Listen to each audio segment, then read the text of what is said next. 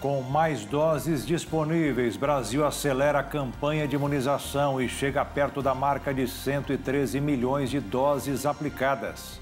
Estudos revelam que a vacina Coronavac é menos eficaz contra a variante Gama do que com cepa anterior.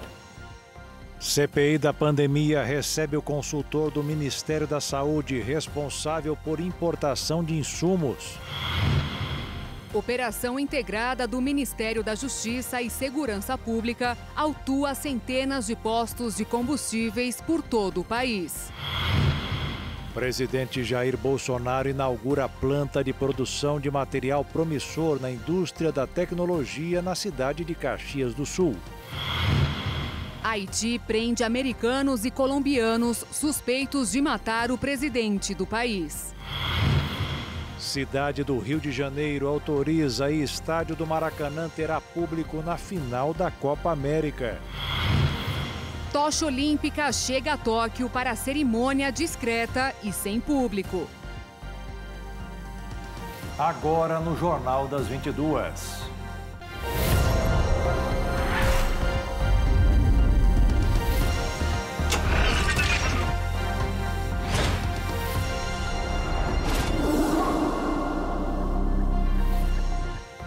Olá, boa noite. Boa noite. A CPI da pandemia ouviu hoje William Amorim, consultor do Ministério da Saúde. Ele é responsável por fazer análises técnicas em documentos antes da importação de insumos de saúde e afirmou que avisou a fiscal do contrato da Covaxin que havia inconsistências relevantes entre o contrato e a nota de compra. William Amorim é consultor da Organização Pan-Americana da Saúde na divisão de importação da Coordenação Geral de Logística e Insumos do Departamento de Logística em Saúde. Segundo disse a CPI da pandemia, tem como chefe imediato o servidor Luiz Ricardo Miranda, irmão do deputado Luiz Miranda, que disse ter sido pressionado para aprovar a compra da vacina Covaxin. William afirmou que o trabalho dele é fazer análise técnica da documentação para a abertura da licença de importação. Ele disse que verificou inconsistências entre o contrato e a nota de compra da Covaxin e que relatou os problemas ao fiscal do contrato, a servidora Regina Célia, já ouvida na CPI da pandemia. Quando você pega o contrato, que você lê lá no cabeçalho, ele já começa dizendo contrato celebrado entre o Ministério da Saúde e empresa tal para o fornecimento de tal insumo. Então, quando eu vou analisar a invoice, eu vejo que a empresa que figura no contrato não é a empresa que está figurada na comercial invoice. Assim, eu liguei para o fiscal do contrato e relatei a divergência do quantitativo e a divergência da empresa. Eu já havia mandado um e-mail falando da data. Disse ainda que não é comum uma nota ser apresentada com tantos erros como foi o caso da Precisa com a Covaxin. Há casos de outros processos de importação em que você recebeu uma comercial invoice, uma proforma invoice, geralmente isso é comum em proforma invoice, que, por exemplo, não tinha um incoterm, ou não tinha o peso líquido e peso bruto, ou os dados do Ministério não estavam dispostos corretamente. Isso é comum. Nós estamos ali justamente para fazer essa análise e pedir a correção. Agora, não uma invoice como essa com tantos erros? Não nessa quantidade. William afirmou ainda que no dia 18 de março recebeu um e-mail com o invoice da compra. O primeiro e-mail veio dia 16/3, solicitando providências para a abertura da licença de importação. Neste e-mail continha apenas o contrato em anexo. No dia 18/3, recebemos um segundo e-mail onde a referida empresa encaminhava um dossiê com os documentos dispostos em um link Dropbox. Haviam documentos de caráter técnico e dentre esses documentos estava presente a invoice. Flávio Bolsonaro questionou a veracidade da informação. Afirmou que o invoice da Covaxin foi criado no dia 19 e, por isso, seria impossível ter visto o documento antes. Mas o William não voltou atrás. Isso aqui é a origem do documento. Isso comprova, isso está documental, aqui já disponível para essa CPI, de quando foi criada essa primeira invoice. Está ali, criado em 19/3/2021, às 6 horas e 4 minutos e 52 segundos. Não, só uma pergunta, se o senhor tem certeza, 100%, se o senhor viu esse documento? Eu vi esse documento. Mas como é que pode você estar aqui provando que não existe esse documento, senhor William? Eu vi o documento, senador. Está aqui na frente do senhor. Esse documento não existia dia 18. E encaminhei, inclusive, o link do Dropbox para o fiscal, para que ele abrisse lá e ele baixasse e ele fizesse a apreciação que cabia a ele. No meio da manhã, documentos solicitados pela CPI foram disponibilizados e os senadores sugeriram que o contrato da empresa Precisa e as invoices das compras fossem periciados pela Polícia Federal. A senadora Simone Tebet, que é advogada, disse que analisou documentos relacionados à compra da Covaxin e encontrou evidências de irregularidades. Ela caracterizou o documento como imoral e ilegal. Esse contrato não tem nada de legal, não tem nada de eficaz, é um contrato ilegal. As notas todas aqui, inclusive notas de empenho e todos os invoices aqui, tem cheiro, tem cara, tem característica de montagem, o que significa que esse contrato, além de ilegal, ele é imoral. Havia um núcleo, ou há um núcleo de propinoduto dentro do Ministério da Saúde que precisa ser investigado por essa CPI. O depoente, William Amorim, disse que não tem conhecimento de esquema de corrupção dentro do Ministério da Saúde. Ele destacou que não foi até a CPI apresentar denúncias, mas sim prestar informações técnicas. Ele afirmou que foi ouvido pela Controladoria Geral da União apenas essa semana, o que levou o presidente da CPI da pandemia, senador Omar Aziz, sugerir uma acareação entre o ministro Onyx Lorenzoni e o deputado federal Luiz Miranda.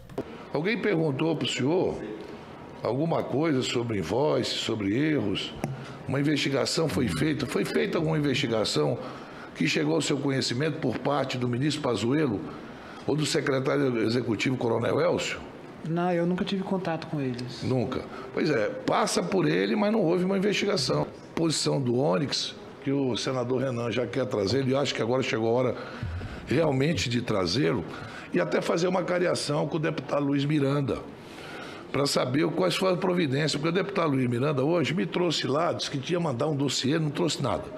Então, fazer uma cariação dos dois aqui, 2 deputados federais, o Onyx, que foi para a televisão, o Elcio, que foi, para ver quem está mentindo. Seria a melhor coisa do mundo que nós vamos fazer.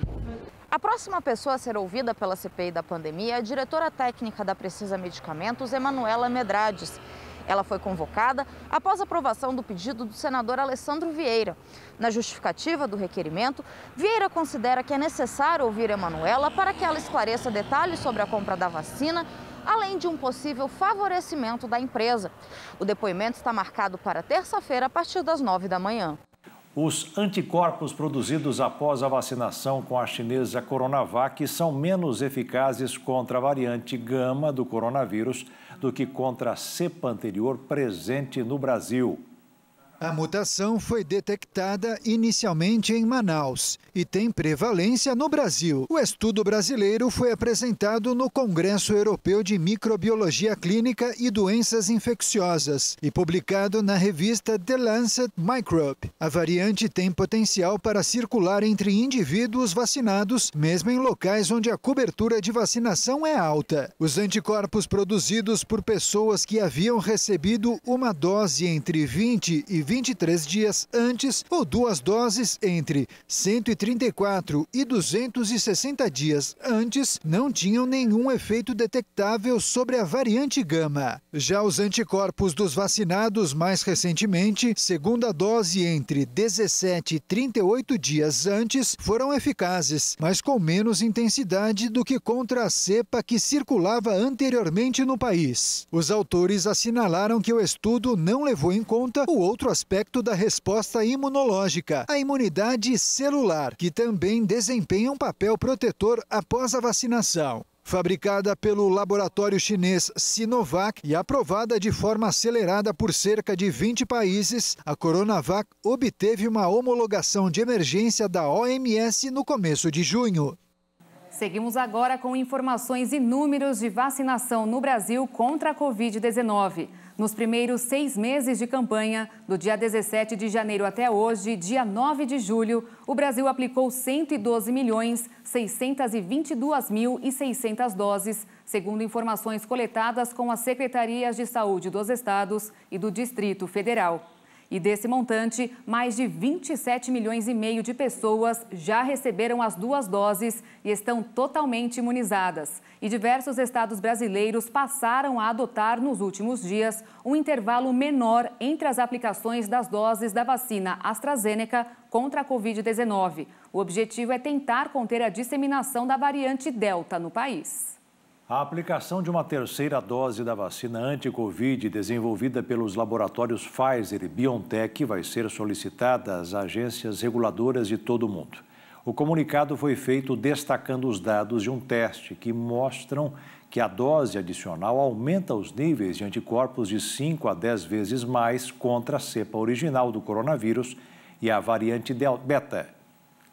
O anúncio vem após dados de um teste em andamento mostrarem que uma terceira dose aumenta os níveis de anticorpos de 5 a 10 vezes mais contra a cepa original do coronavírus e a variante beta, identificada na África do Sul, em comparação com as 2 primeiras doses. As empresas acreditam que a terceira dose vai atuar de forma semelhante contra a variante Delta, altamente contagiosa, que está se tornando dominante a nível global.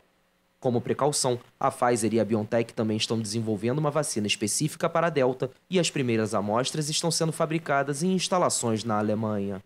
Os laboratórios estimam que os testes clínicos comecem em agosto, sujeitos à aprovação regulatória.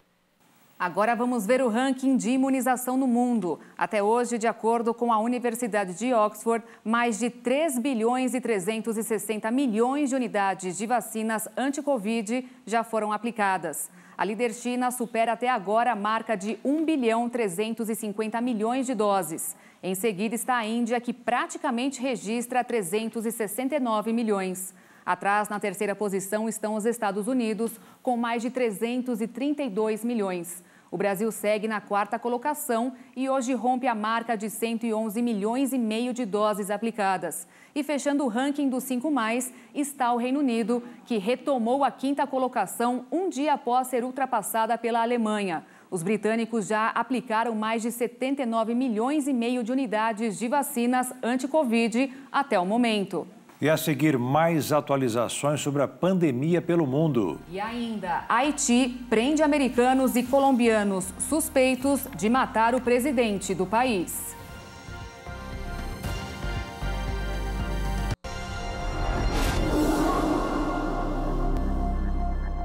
1.509 mortes por Covid-19 foram registradas no Brasil nas últimas 24 horas e pouco mais de 57.700 novos casos no mesmo período, de acordo com o Ministério da Saúde.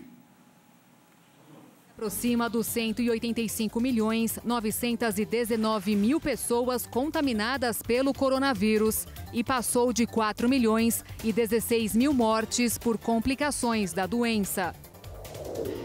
Os Estados Unidos ultrapassaram a marca dos 33.810.000 casos e registram 606.781 óbitos. A Índia tem quase 30.753.000 contaminações. O Brasil rompeu a marca dos 19.029.000 pessoas que testaram positivo e um total de 531.688 que não resistiram. A França passou de 5.865.000 diagnósticos confirmados. E a Rússia tem mais de 5.664.000 casos registrados da doença. A agência Eurostat informou nesta sexta-feira que a União Europeia registrou no ano passado o maior número anual de mortes desde 1961. Os números revelam o impacto da pandemia da Covid-19 nos países do bloco. De acordo com o órgão, os países da União Europeia registraram um total de 5.200.000 óbitos somente no ano passado. O número representa um forte crescimento de 11% de mortes em relação a 2019, quando os óbitos somaram 4.700.000 e o mais alto desde 1961. Para a Eurostat, a tendência reflete o impacto da pandemia da Covid-19. O número de mortos aumentou em todos os países do bloco durante esse período, mas particularmente na Itália, com mais de 111.000 mortes, o que representa 18% a mais que em 2019. Essa mortalidade contribuiu para um ligeiro declínio populacional em 2020, estimado em cerca de 321 mil pessoas. O número de nascimentos também continua em queda. Cuba autorizou o uso emergencial da vacina anti-Covid Abdala, primeira da América Latina. A novidade traz esperança para o país e para toda a região. Podemos dizer que agora temos a primeira vacina com autorização para uso emergencial outorgado pela Agência Cubana Reguladora de Medicamentos, a Resolução 113 de 2021, que acaba de ser colocada no site da SecMed, autoriza o uso da vacina Abdala. Autoriza o uso da vacina Abdala.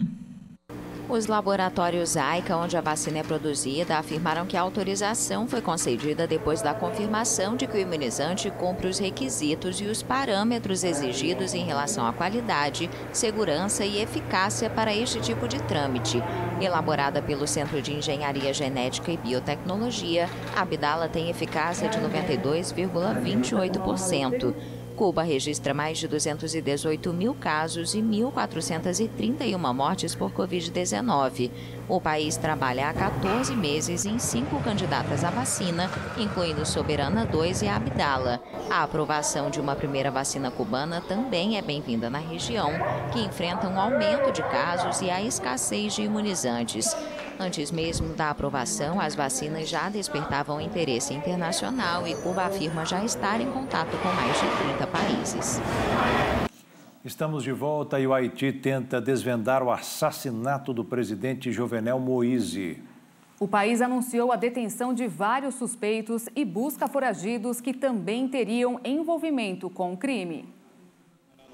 Pelo menos 28 pessoas, sendo 26 colombianos e 2 americanos, participaram do assassinato do presidente Jovenel Moïse. A afirmação é da polícia haitiana, que acrescentou que 8 deles estão foragidos.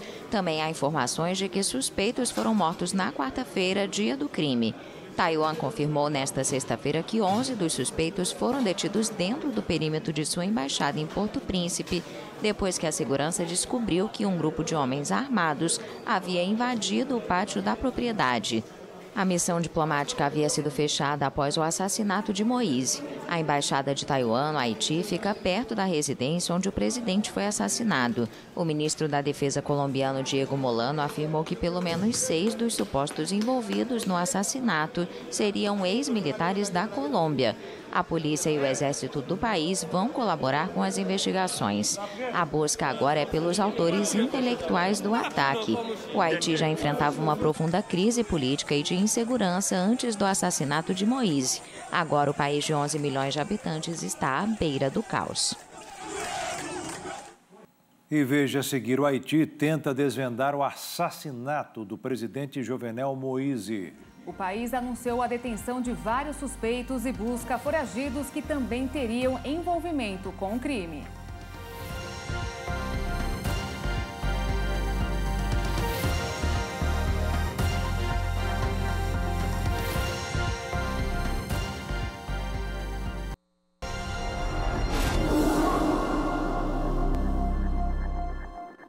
O presidente Jair Bolsonaro inaugurou hoje no Rio Grande do Sul a maior fábrica de grafeno da América Latina, um mineral que ao mesmo tempo é 3 milhões de vezes mais fino do que uma folha de papel, tem 200 vezes a força do aço.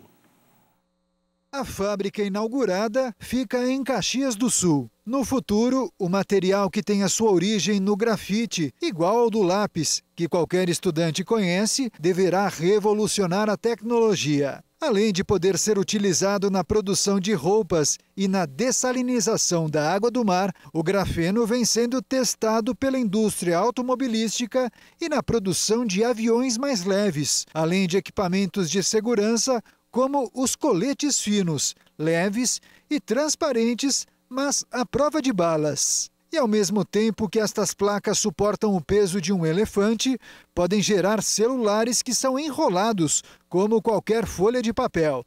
Sem contar que, pelo maior poder de transmissão de energia, o carregamento do aparelho demora poucos segundos. E cada vez mais, os pesquisadores descobrem outras utilidades. Vejam o Japão. veja Israel, né? Veja a Coreia do Sul, veja o que eles não têm e veja o que eles são.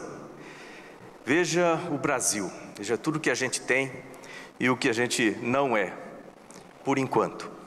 Temos aí por volta de 1/3 das reservas de grafite ou grafita em vários estados.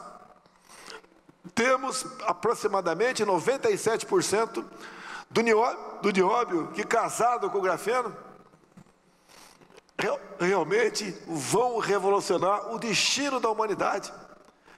Se no passado nos encontramos, com fatos que fizeram mudar a era, com toda certeza esse casamento do grafite com o grafeno é para ser comemorado como uma nova data. Uma operação integrada coordenada pelo Ministério da Justiça e Segurança Pública autuou mais de 600 postos de combustíveis no país. De Brasília, Jaqueline Fonseca tem as informações.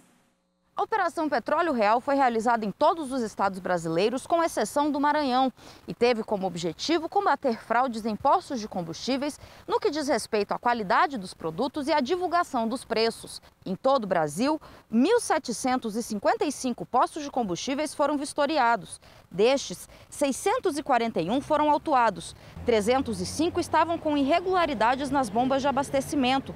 7 pessoas foram presas em flagrante. Aqui no Distrito Federal, as irregularidades encontradas estavam relacionadas à divulgação de preços. A operação foi coordenada pelo Ministério da Justiça e Segurança Pública e contou com a participação da Agência Nacional do Petróleo, polícias e PROCONs dos estados. A secretária nacional do Consumidor, Juliana Domingues, disse que a ação é inédita e segue o decreto presidencial que prevê maior transparência e clareza na divulgação de preços. Está vinculado a um decreto da Presidência da República, o decreto da transparência, que vai dispor justamente sobre o direito dos consumidores a ter informações mais claras, ostensivas, informações precisas, para que ele compreenda as oscilações de preços dos combustíveis em território nacional. Esse decreto, ele é uma priorização do governo federal, esse é um produto essencial não só para os consumidores brasileiros, mas também para toda a cadeia produtiva que nós temos em nosso país. É um produto que afeta o preço de fretes, dos produtos essenciais que chegam às prateleiras dos consumidores. E a Secretaria Nacional do Consumidor do Ministério da Justiça e Segurança Pública, juntamente com o Sistema Nacional de Defesa do Consumidor, tem trabalhado exaustivamente no sentido de trazer realmente mais transparência para os consumidores brasileiros e também trazer mais segurança jurídica no que diz respeito às oscilações que nós estamos verificando ao longo deste ano e do ano que passou em razão da pandemia de coronavírus. A operação que vai ser apresentada hoje, os resultados pelo Dr. Carrijo, ela demandou uma articulação inédita, integrada, de diversos órgãos vinculados a outros ministérios. Nós estamos aqui representando o Ministério da Justiça, mas nós temos o envolvimento direto do Ministério de Minas e Energia. Em Dourados, no Mato Grosso do Sul, o PROCON fiscalizou postos de combustíveis durante a Operação Petróleo Real. A operação, que teve início na tarde de ontem, fiscalizou inicialmente 4 postos de combustíveis em Dourados. A ação contou com o apoio do Corpo de Bombeiros, da Guarda Municipal e da Polícia Militar Ambiental. O Ministério da Justiça baixou essa operação, está ocorrendo em todo o país e nós estamos vendo as condições dos postos em toda a sua estrutura. Tanto é que houve aqui em Dourados a participação da Guarda Municipal Ambiental, Polícia Militar Ambiental, Corpo de Bombeiros. Ontem foi o dia D no Brasil todo e como existem muitos postos aqui em Dourados, o PROCON vai continuar fiscalizando durante o mês de julho. Durante a fiscalização, os agentes do PROCON vão inclusive analisar o prazo de validade de todos os produtos que são vendidos nas conveniências dos postos de combustíveis. Serão vistoriados durante todo o mês de julho pelo menos 40 estabelecimentos em Dourados e nos distritos. Os fiscais dos órgãos verificam também, além da validade dos produtos e preços, documentação e alvarás de funcionamento. Para proteger o meio ambiente, que as ambientais estão participando, e também para a segurança, o Corpo de Bombeiros vendo as condições de combate a incêndio ou qualquer outra forma de perigo, né? No mercado financeiro, o dólar fechou em queda nesta sexta-feira, em dia de baixa liquidez no mercado por causa do feriado no estado de São Paulo. A moeda norte-americana caiu 0,37% e encerrou o dia cotada R$ 5,234 na venda. A cúpula de ministros das finanças e banqueiros dos países membros do G20 avançou nesta sexta-feira em Veneza no debate para impor um imposto para as multinacionais. Sob a presidência italiana, os ministros dos 19 países mais ricos do mundo e da União Europeia se reuniram pela primeira vez desde a propagação da pandemia do coronavírus. No encontro, os ministros buscarão um acordo para estabelecer um imposto mínimo global de pelo menos 15% sobre os lucros das multinacionais, o que pode mudar radicalmente a arquitetura da atual tributação internacional. A reunião analisa também o chamado Marco Comum para o Tratamento da Dívida, que contempla a redução do peso da dívida para os países com maiores dificuldades econômicas. Em julho do ano passado, todos os países do G20 aderiram à reforma tributária, mas também precisam chegar a um acordo político. Segundo um rascunho do projeto obtido pela agência France Presse, os ministros das finanças do G20 devem aprovar esse acordo histórico para uma arquitetura tributária internacional mais estável e mais justa. Negociada há anos, a reforma se concentra em 2 pilares: fixar uma alíquota mínima global e criar um sistema orientado para distribuir os impostos das grandes corporações de maneira mais justa, de acordo com os lucros obtidos em cada país, independentemente de sua sede. E veja a seguir, a Prefeitura do Rio de Janeiro autoriza público na final da Copa América. E veja também, em cerimônia discreta e sem público, chama olímpica chega a Tóquio.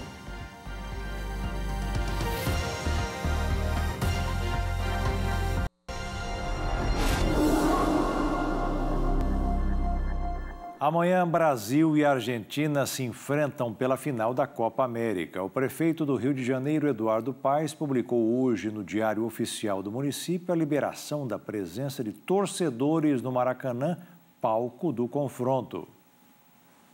Grande clássico entre Brasil e Argentina pela final da Copa América ganhou um novo capítulo. A Prefeitura do Rio de Janeiro aprovou a entrada do público para o confronto final do torneio. O Maracanã poderá receber até 10% de sua capacidade máxima. Os espectadores terão que apresentar teste de antígenos ou PCR com resultado negativo para a Covid-19, feito até 48 horas antes do jogo. Diferentemente do decreto publicado para a final da Copa Libertadores, também no Maracanã, em dezembro do ano passado, os torcedores ficarão espalhados por todos os setores. Como o estádio tem capacidade para 78 mil pessoas, o público será orientado a seguir as regras de distanciamento. Segundo o prefeito do Rio de Janeiro, Eduardo Paes, a final da Copa América será uma espécie de evento-teste para a cidade. E o craque Neymar está bem animado para vencer a Argentina de seu grande amigo Lionel Messi na final da Copa América 2021. Tenho boas histórias. O maior jogador da seleção brasileira não esconde a animação com a final da Copa América. Neymar disse que não passa outra coisa pela cabeça dele, além da vitória sobre os argentinos. Sim, é a final que acho que eu sempre sonhei em jogar, né? A final que todo mundo que gosta de futebol espera, né, de uma Copa América, que é entre Brasil e Argentina.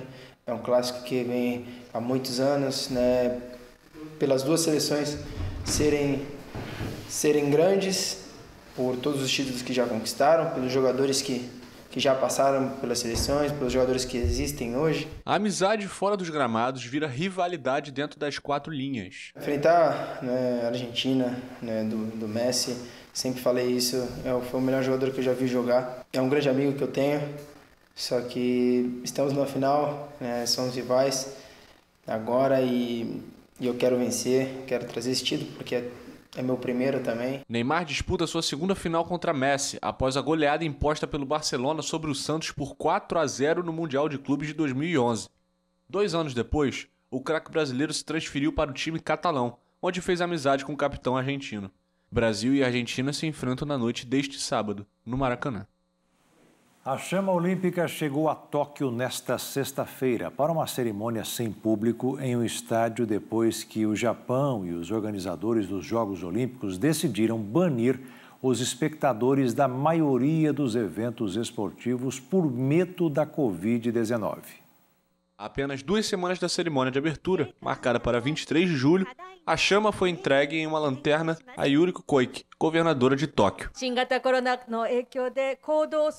Por causa do coronavírus, os atletas não podem correr em ruas abertas com a tocha, mas graças ao pensamento positivo e à criatividade de muitas pessoas em todo o país, fomos capazes de superar essas circunstâncias difíceis e trazer a tocha aqui no caminho da esperança. Quero agradecer a todos do fundo do meu coração por trazer este símbolo em segurança.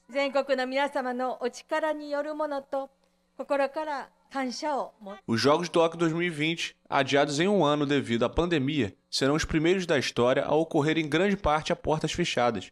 O governo japonês decidiu restabelecer o estado de emergência sanitária em Tóquio até 22 de agosto. As Olimpíadas terminam no dia 8 do mesmo mês.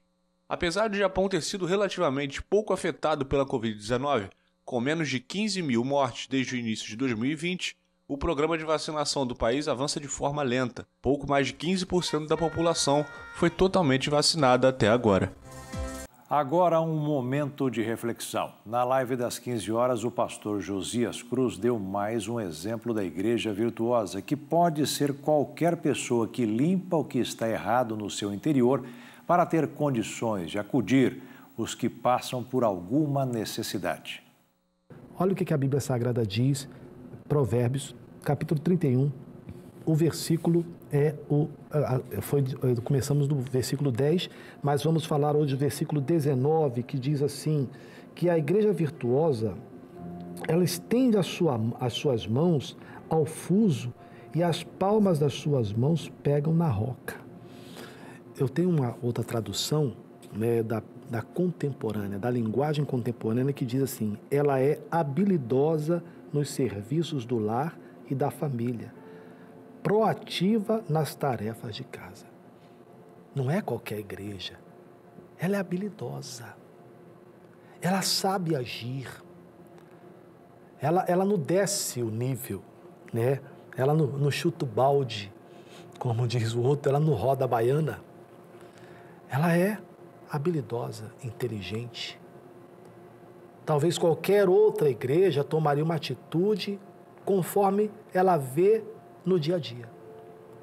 Mas a igreja virtuosa não, ela tem cautela. Olha só, ela é habilidosa nos serviços do lar, da sua casa, da sua família. Proativa nas tarefas de casa. Aqueles que não cuidam dos seus, negou a fé e é pior do que o infiel. O que adianta a gente querer cuidar tanto de fora e não cuidar de dentro? Jesus, ele disse que a gente primeiro, para limpar, fazer a limpeza do copo e do prato, tem que limpar por dentro. Limpar o interior do copo e do prato para que o exterior fique limpo. É desse jeito. Não adianta querer limpar fora se dentro está sujo. Não adianta querer consertar fora se está tudo errado dentro. O versículo 20 diz assim, ela abre a sua mão ao aflito e ao necessitado estende as suas mãos.